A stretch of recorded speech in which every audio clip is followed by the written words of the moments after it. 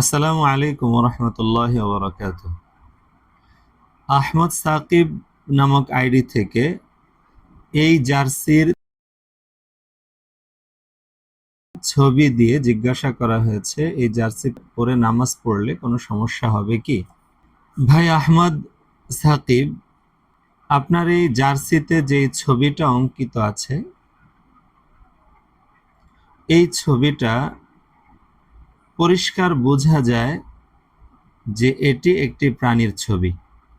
আর রাসূলুল্লাহ সাল্লাল্লাহু আলাইহি ওয়াসাল্লামের আহাদিসে মুবারাকার আলোকে ফুকাহা একরাম এই সিদ্ধান্তে উপনীত হয়েছেন যে কোনো পোশাকে যদি এমন ছবি অঙ্কিত থাকে যেই ছবি পরিষ্কার বোঝা যায় যে এটা প্রাণীর ছবি, তাহলে ওই ছবি অঙ্কিত পোশাক পরে নামাজ পড়া মাকরুহে তাহরিমি।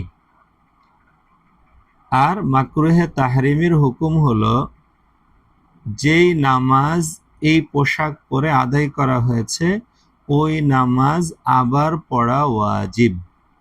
যদি সেই নামাজের ওয়াক্ত থাকে তাহলেও ওয়াজিব, ওয়াক্ত যদি শেষ হয়ে গিয়ে থাকে তাহলেও ওই নামাজ দ্বিতীয়বার পড়া ওয়াজিব।